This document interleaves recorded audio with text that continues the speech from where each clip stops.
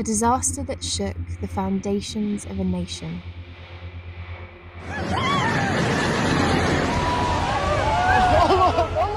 In February of 2023, a series of earthquakes struck Turkey and Syria, killing over 55,000 people in the worst natural disaster the region has seen in 20 years.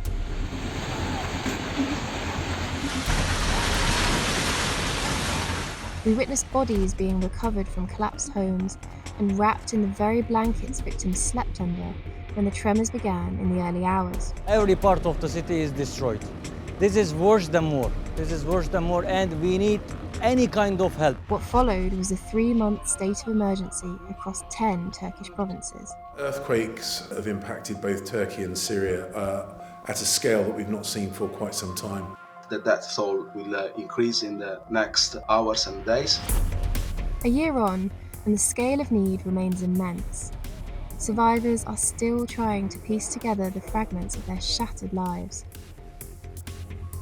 Despite the destruction, loss of life and turmoil, Turkey finds itself in a position to rebuild.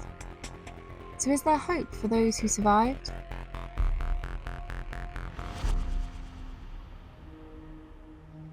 In the heart of Nurdagi, the remnants of a once vibrant town bear witness to the profound impact of this catastrophic event.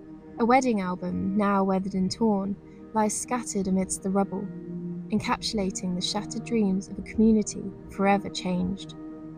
12 months have passed since a magnitude 7.8 earthquake shook the very foundations of this southern Turkish town. The pages of life, once filled with the promise of love, now merge with the rocky carpet that blankets Nurdagi. We're back in Nurdagi, which is the town where last year we first witnessed the devastation caused by the earthquake. And what we found 12 months on is quite a dramatically different landscape. So when we first arrived, there were some buildings that had collapsed entirely, but also a lot that were just badly damaged, with deep cracks running through their walls or entire faces of buildings missing. And what's happened now is that the majority of those buildings that were no longer safe to be lived in have been demolished, and you're left with just these kind of vast plains of rubble around the city. And we've seen it from above as well, and it's quite striking to see those empty spaces where shops and entire apartment blocks and buildings used to be. And this one behind me is one of the few that's still standing. We're told that it's now the highest building in Nurdagi, but it's not going to be here for much longer. Signs of the earthquake are everywhere you look in Nurdagi. The piles of rubble still to be cleared and the debris of shattered lives that you can still find among the ruins. But at the same time, there's definitely a feeling that life just has to go on. There was a bustling market taking place in the main square today, and a lot of the people that we've spoken to are quite stoic about the fact that they're just trying to make the best of the situation they find themselves in. So although the memory of the disaster is still very fresh here, this is very much a community that's trying to heal. The earthquake claimed the lives of around 2,500 residents, leaving behind a haunting silence where vibrant streets and towering structures once stood.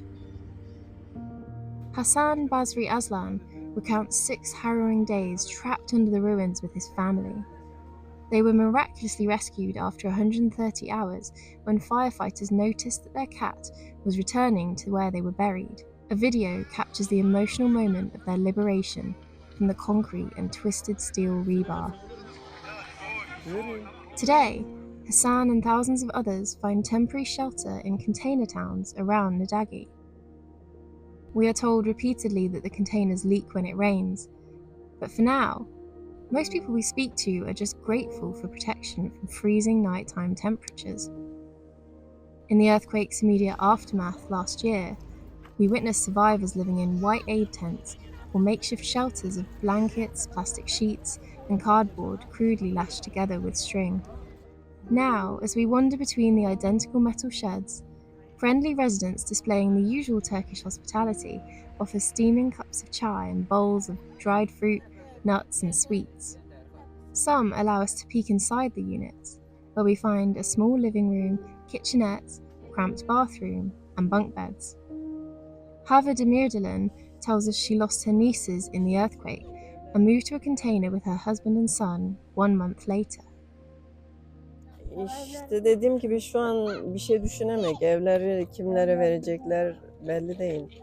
Ne zamana kadar burada oturacak 5 yıl mı, 6 yıl mı bilemiyoruz. Öyle söylediler yani bizim için. Çok yardımcı oldular. Her ülkede yardım geldi. Zaten başkanımızdan da Allah razı olsun. Sonuna kadar yani. Onların yardımı olmasaydı biz ne olurduk? Bilemiyoruz yani. Her yerden yardım geldi. Allah razı olsun. Hepsinden. Alongside accommodation, some lucky residents have also been given a shop in a small retail district created next door to the sprawling container town. Kubra Kirik's parents run a flower shop, bursting with colourful bouquets, ornaments, and giant teddy bears. Kubra, her brother, and their parents have had to adapt to their new space. They dare not turn their heater on at night for fear of it starting a fire. Deprem hakkında yaşadığımız felaket çok büyük bir felaketti. Bu felakette çok fazla canımızı kaybettik. Çok fazla insanımız psikolojik olarak etkilendi. Hala psikologdan tedavi almaya devam edenler var. Yakınlarını kaybedenler büyük bir depresyon yaşıyor diyebilirim. Onun dışında hala normale dönmüş değiliz. Hala eski hayat ritmimizi yakalayamadık. But the resilient young woman is determined that the disaster will not blight her life. Geleceğim hakkında şöyle bahsedebilirim. Güçlü bir iş kadını olmak istediğimi söylemiştim. Şu an bir gelinlik mağazası açıyorum. Onun işletmesini ben yapacağım. Güçlü bir iş kadını olarak Türkiye'de de anılmak istiyorum. Despite the desolation, moments of resilience pierce through the gloom. In the midst of destruction, a bustling market breathes life into the community, offering a glimpse of normality amongst the chaos. Although the road to recovery is slow, signs of hope emerge as not only do new buildings appear on the town's outskirts, but the sounds of children's laughter and playful activities reclaim the once sombre atmosphere. Not just in the container towns, but across Turkey, amidst challenges and uncertainty, a common message echoes: life must go on. Gratitude for the little they have resonates among residents, who endure such hardships with a spirit of resilience.